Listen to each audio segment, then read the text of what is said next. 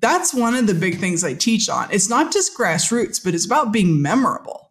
You want these people to remember you. So when you show back up a week later, a month later, and you want to do something else there, they welcome you with open arms because you weren't just some slick, sly person trying to get in to make a sale. Believe me, they can see those a mile away these days. You have to do something that matters, that's memorable.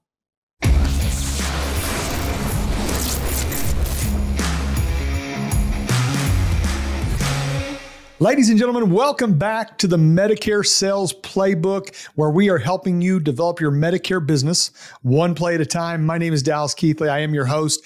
I have the opportunity to come to you every week and talk about something I'm very passionate about, and that is Medicare. Our goal is to help you every week pick up a little tidbit of information that might carry you a little bit further in your Medicare business.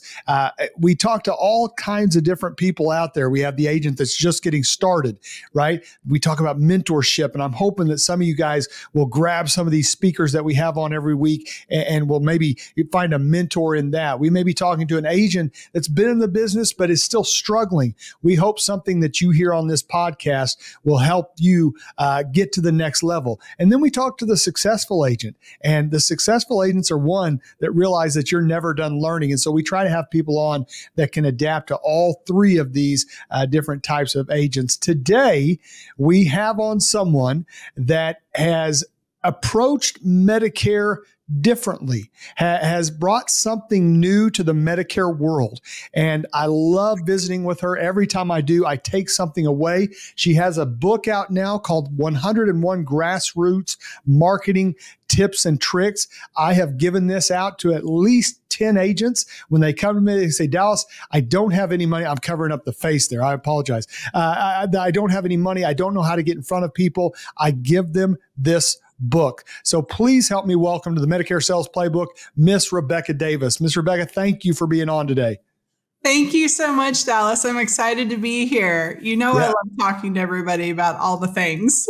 Yes. And I was trying to think back when I first met you, and it was at a conference in, I believe it was Memphis, Tennessee, if I'm not mistaken. Is that where we first met? I think so. And that's where I first remember, because I believe it was your birthday, and I was sitting in the lobby of the hotel after the conference, and people are getting on this bus, right? And somebody grabbed me. They're like, come on, we're getting on a party bus. And I didn't know where we were going. Like I grew up in the 70s and 80s. There was no talk about just make sure they had candy before you got on the bus. That was the only thing I learned, right? And I saw that there was candy in there. So I got on, we went out, celebrated your birthday. And I'm like, I like this lady from the beginning, right? So I've enjoyed your energy. Exactly what you're talking about, but it wasn't my birthday. That was just me going, let's have some fun. Okay. See, and all this time, I think I bought you a present. I'm just kidding. It was probably alcohol like everybody else brought on the bus. Man, well, that was I think we had to sign a waiver as to what happened on that bus. You know what? No, I'm just kidding. But we had a good time, went all over Memphis and just had some fun. But what I'm trying to get to, your energy is always infectious. I have never been around Rebecca Davis and walked away going, man, I wish she had more energy. I wish she loved what she did. Like, it is infectious. It is encouraging. And so I appreciate that. Oh, that's so sweet. I just live life, right? Every day is a new day. And if you ever heard me speak, you know, I talk about it. I choose joy every day because there's no other way to live. Yeah. Now, you got into the industry 12 years ago, got into a captive agency, and then made the transition over into and started Kannonball Insurance Solutions. That's Kannonball with a K. And I want to get to that in just a minute. But talk about, looking back, I was the same boat. I started in a captive agency. And when I first left it, I'm not going to lie, Rebecca, I was a little bitter because I got in the independent world and I'm like, man, this independent is pretty nice. But after a while, I looked back and I realized that I wouldn't be where I am in the independent world if I didn't learn what I learned in the captive world. Is the same true for you?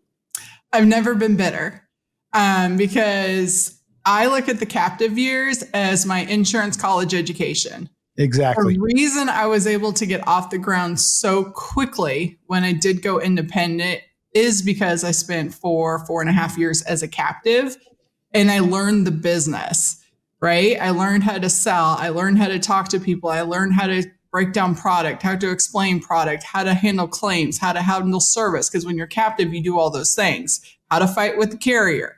And that knowledge is 100% the reason why I'm at where I'm at today, because I got handheld in a captive environment. You don't get that as an independent. I remember when I did get independent, we never did Medicare and where I was captive. So the Medicare was new. I was learning that as an independent.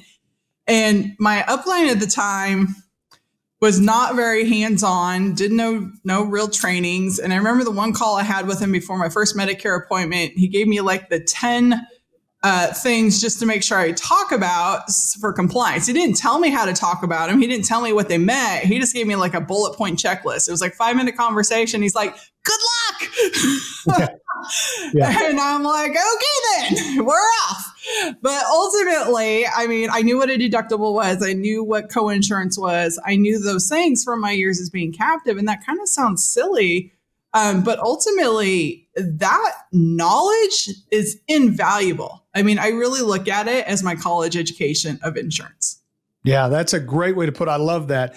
And yeah, we learn a lot. You learn what to do, what not to do. And you really, one of the things that I remember, and you know, we could all go back and say, I had somebody that, man, I wish they'd have done this, I'd have done that. But what we can take away from that is when I do have the opportunity to bring somebody up under me, I'm going to learn from that and make sure that they have everything they need.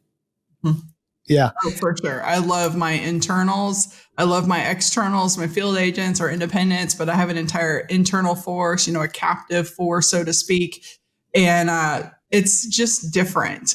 And I have agents that raise their hand that just want to hang out in our office, whether they're part of our team or not, because they want to know what it's like to be in an office. And they are floored, just like 8 hours in this office. They've learned more in 8 hours working with us than they have in 6 months, you know, out in the field trying to figure it out on their own. Yeah, for sure. And man, that, you know, what's funny, when I started this podcast, I never thought about bringing up, I mean, I thought about it, but I didn't intend every time to bring up community and mentorship and all that, but it comes up every time. Every successful person believes in community and mentorship. And I know that's something you've instilled in your office there. Oh, absolutely. It's been a game changer, whether it's somebody you're working with directly, personally, as a captive or even field, or if you go seek it out on your own to find a mentor. It is absolutely imperative that you get that. You're just going to always kind of end up at these stuck spots. Even if you're successful, even if you're grind, you're going to get to this point and you're going to plateau and you're like, and now what? And if you don't have anybody you can reach out to with the now what, you're just going to kind of flatline right there. Yeah. Maybe you flatline at 50,000, maybe you flatline at 250,000, maybe you flatline at 1 million, who knows? But you're going to end up flatlining at some point if you can't get a fresh perspective or a new idea and a way to look at a situation. That's great. I love that. Now, I want to talk to you about another big thing that we try to point out is people's why. I believe I know your why. I believe it's in the name of your insurance group. Talk to us about why you chose the name Kannonball. I love your story. I'll let you decide how deep you want to go into that because I do want to get to the marketing and stuff like that, but I know this is very important to you. So who doesn't know my why? If you don't know my why, you're living under an insurance rock at this point. Yeah. So Kannonball Insurance Solutions starts with the letter K. And because my son's name is Cannon, and he's ultimately the whole reason why I fell into the insurance space. I was managing retail stores at the time. I come from a farm and ranch background, actually, but I was working retail stores, and I basically went to labor on the retail floor. And anyways, kind of a shortened version, I had him, I took one look at him, and I no longer wanted to work retail. I didn't want to work nights, weekends, and holidays. So when I was on maternity leave, I was looking for another job. I found an ad for State Farm, and I was thinking about it, and I'm like, so you're going to pay me to legally or to sell something you legally have to have. And my first thought process was, well, how hard can that be? I've been in sales pretty much my whole life in one form or another. Yeah. Well, funny enough, it's a little harder than we think, but ultimately, that's how I found the insurance business. Now, joke's on me because since I didn't stay at State Farm, I now work 24/7, 395 days a year. Yes, I said 95, not 65, because in my world, it's not more days in a year than the norm. But I get to live it my way and build it my way, which is a fantastic feeling. And I work that much because I want to work that much because I see the value in it. But even before Cannon, and part of the reason why I think I love this industry so much and why I think I'm so good at this job is because 20 years sooner, I was in a horrific car wreck, which some of you know that. And I broke everything from kind of here to here, my neck down to my butt, so to speak. And I was at the time, I was showing horses professionally. I was a cutting horse trainer's daughter, and I showed professionally, and I was winning world titles and things like that. And with that wreck, it really kind of just halted that. I couldn't ride for 3 years. Things were very different. But I walked out of the hospital in $1 million in hospital debt. And I had insurance. I had what I think of as good insurance. This is back before the ACA and everything else. And ultimately, my insurance policy didn't pay 1 red cent. And I took it to 3 lawyers later, and they said there was nothing they could do about it. There were so many loopholes and little segments in the policy, I was just screwed.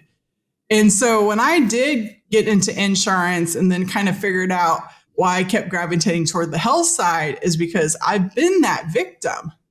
And my big thing is my mission statement is we protect the things that matter most to you, because I have been the person on the side of the road that was eaten up by fire ants in a barbed wire fence, ejected out of the back windshield of the car and life flighted for my life. And they didn't know if I'd ever walk again because I broke the same vertebrae in my neck as Christopher Reeves. So before I was a Medicare Wonder Woman, my catchphrase was I was stronger than Superman. But ultimately, I've been that person that was not taken care of properly by their agent, by the company, and I'll be damned if I let any of my clients go through that. Yeah, man, that's you can hear the passion, guys, and I love that. I want to switch gears just a little bit and talk about marketing, because I don't know how many times I have agents come to me. They're like, man, I could sell whatever to whatever, they use whatever phrase they want to come up with, but I can't get in front of people. And that's what this business is about, is getting in front of people and helping people. Tell me why you wrote the book. So I wrote the book because it's everything I did in the early days of my business. And we still do so much of that, and I create new ideas all the time. So my husband was military. He's in the Navy. And he was deployed. When I left State Farm and decided to go out on my own, he was deployed. And he kind of got it in a memo like 6 months later that I quit my job. By the way. Yeah. Yeah, by the way. And Cannon was like 4 or 5 at the time. So I was basically a single mom because he was deployed and on his ship. So there was no talking to him. There was no phone calls. I mean, I got a message maybe once or twice a quarter, a letter every once in a while. I mean, it really was like silent where he was. And so I started this business basically with no resources, right? Because his deployment money covered our mortgage and covered the bill. So at least I had that segment covered. But there was no extra money to buy leads, buy courses, all this other stuff. So I decided to basically go the sweat equity approach and just hit the streets and get in front of people in person and ultimately own my town. That was my goal. I did senior centers, I did libraries, I made referral partners with other business owners, doctor's office, dentist's office. I've hosted events called things like the Mutt Strut, which is a glorified dog show, and brought multiple carriers in, vendors in, bounce houses, and all the donations went to Meals on Wheels. I've done exercises classes, you name it. I've probably done it, or at least thought of it. And the most recent one, Valentine's, is right around the corner. And my team last year, because I have a Valentine's tip in the book, and I challenged my team last year to do it. And we were just talking about it on yesterday's call because it's here again. And the response that they got from it was so overwhelming. So my Valentine's tip, and I'll give it to you guys right now. Go out to your local grocer, and buy a bunch of roses, 100 roses, whatever you can afford. If you get them ahead of time, they're cheaper. And then I want you to tie your business card to each stem. And then I want you to walk around your town or drive over to the senior centers, drive over to the skilled nursing facilities, go to other business and just hand out the roses one at a time and just say your business name. Like I would say, hey, I'm Rebecca Davis with Kannonball Insurance, and we are just going around town showing some love this Valentine's Day. Happy Valentine's Day. And I hand them the rose and I walk away. And I had agents in my internal organization that did it, that came back, and they were like in tears because people were hugging them and crying. This one lady, I remember this one story. Her husband had just passed away, like just a couple months before, and he always got her flowers, and she wasn't going to get any this year. And she just cried. One of the agents on the call yesterday told me when they did it last year, one lady told her it was the first time she had ever gotten a flower or flowers on Valentine's Day ever. I mean, this is an adult woman and has never received flowers on Valentine's Day. It is actually very impactful and memorable. Another agent said he went to like a senior living place and he was like ambushed, he said. And then he did not go back for like 6 months. He didn't do his due diligence and go back.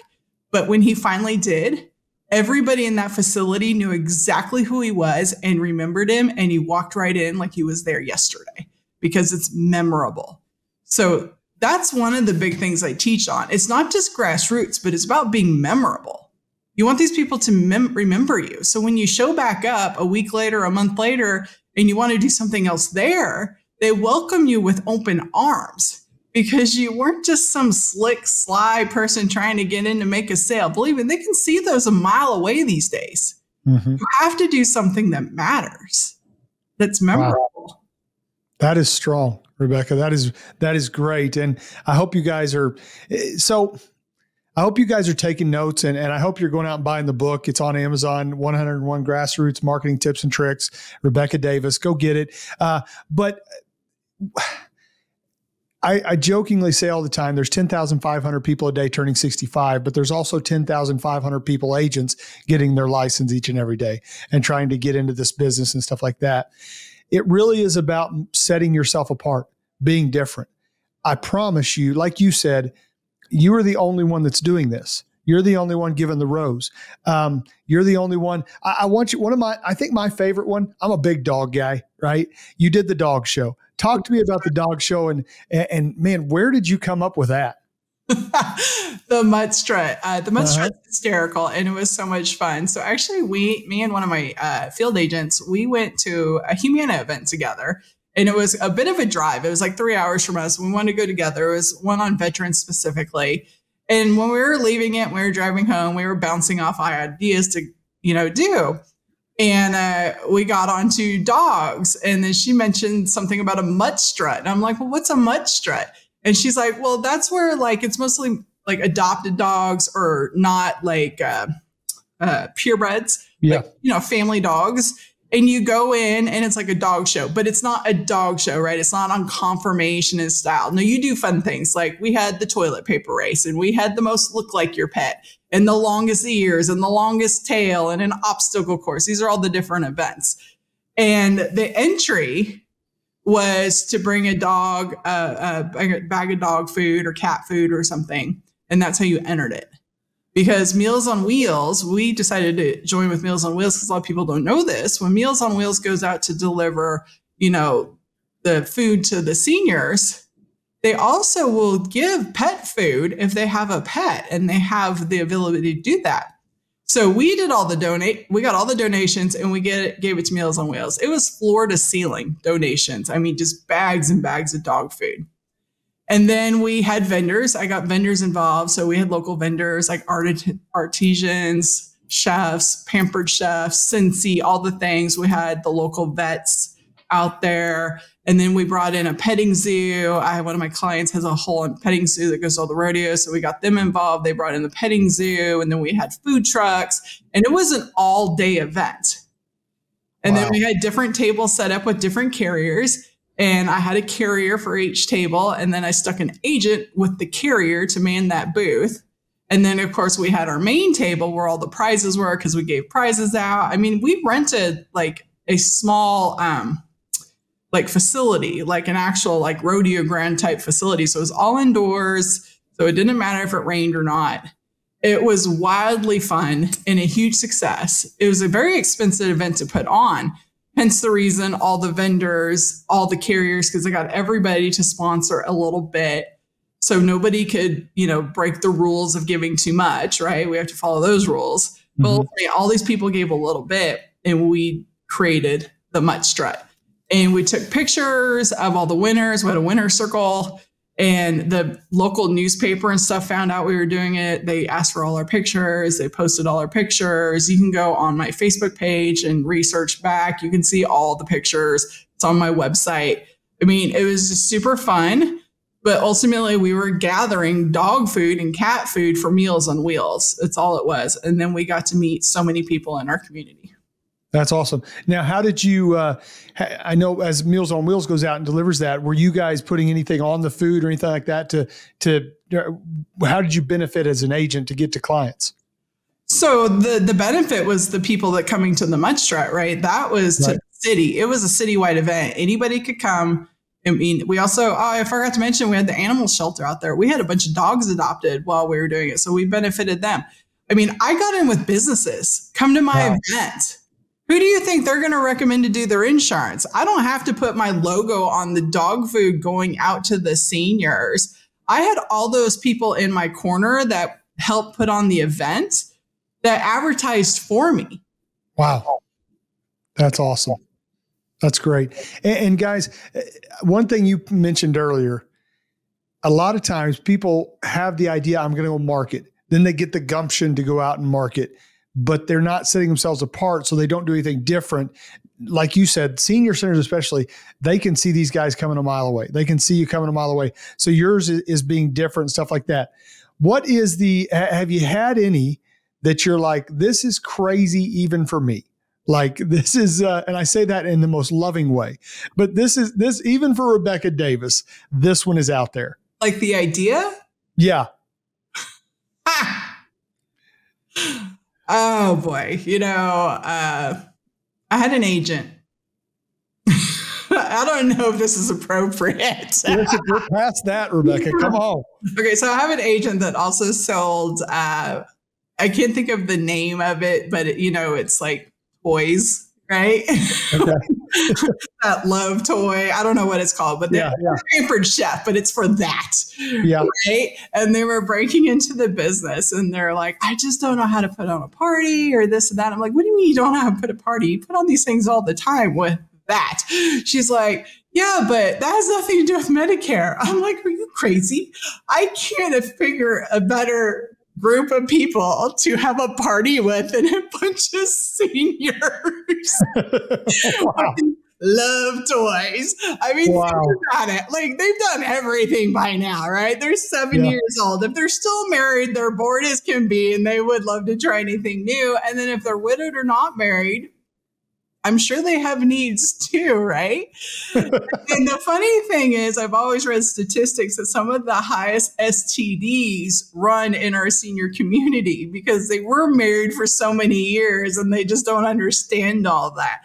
So I was like, well, you could do like an education on STD awareness in seniors and then host a love party on the side.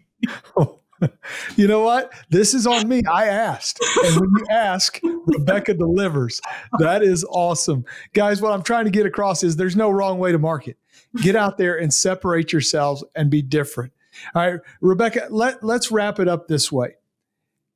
Is there an excuse that an agent could make that they say, you know what? I can't do it. What do you say to an agent that says, you know what, I'm not Rebecca Davis. I couldn't do that stuff. What do you say to that one? Well, first I ask why. Why can't they do it, right? Most people's why is because they're scared. Mm-hmm. But on the rare occasion, there's a legit why. And then those legit whys will break it down and figure out what else they can do. I'm not going to say every person's excuse is invalid. There can be one or two.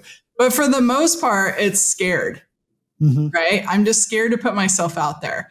So then we got to figure out, well, what are you really scared of? Are you scared of being turned away? Are you scared of winning? Are you scared of saying the wrong thing or doing the wrong thing? Because I'll tell you what, any of those reasons, we can get you through it. That is not a problem. So unless you have a real reason, like you're not allowed to touch people in person because you carry some disease that only aliens have, I'll just use that. There's really no reason. They're like, well, I get this one. I'm a stay-at-home mom, or I'm a single mom and I got to take care of my kids. I'm like, okay, bring your kid. Cannon has been on many of these events. He's hosted the workout class. He's delivered the donuts and handed them out. Your kid is not the problem, right? Seniors love kids, especially seniors. They'll eat your little ones up. And all you're doing is showing your kid how to, reach people and help people. So what better thing to teach them? So that one I get. I don't like that one. I don't buy that one. I took Cannon to many events, still do. I mean, Cannon is already cold called. He's dialed leads. At 11 on his birthday, he asked if he could do something. And I'm like, and I just happened to have this list in front of me. I'm like, well, do you want to dial? He's like, yes. I'm like, okay. So I sat him with one of my younger agents. So it'd be kind of fun for him. And they built a little script for him. They wrote out his own little script and he got his headset on, and I have video of it online, and he dialed. And you know what he got mad about? The same thing we all do. Nobody is answering their phone. These leads suck.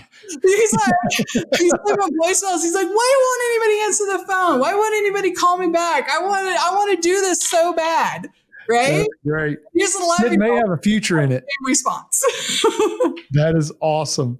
That is great. I do want to close with this, because you said something earlier. You said I work constant 24 hours, and I know you do, but you also make time for what's important. I Facebook stalk you, of course. You went on adventures. You did, what was it, 23 adventures in 23 or something like that? Talk about that real quick. 2022. So the year before, I was gone a ton for work. It was kind of my second level of college education the year before. I was really going to a lot of the training events and things that other agents were putting on. This has been a few years ago now. So the next year, kind of have that mom guilt. I'm building something. My son sees it, but I'm very big into my family. I'm very close. So we decided to do 22 adventures in 2022. So I knew I was still going to be gone a lot. That was the problem. So I was trying to figure out how I can incorporate both. So by doing the 22 adventures in 2022, a lot of our adventures we did was around things I had to do anyways.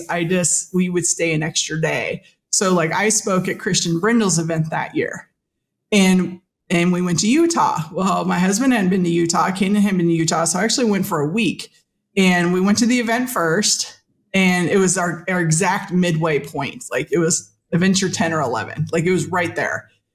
And I was speaking. So I prepped Cannon, and one of Cannon's adventures in 2022 was to speak on stage in front of 300 insurance agents for the first time.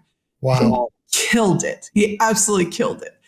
And I was so proud of him. And then from there, we stayed over, and then we did like four-wheeling in the mountains with the snow, and, swam in this like spring where they train scuba divers, this hot spring. It's like super deep, all these things. But everybody gets into work-life balance. If you really want to do this, like I do, like you do, like so many people do, there's no such thing as work-life balance.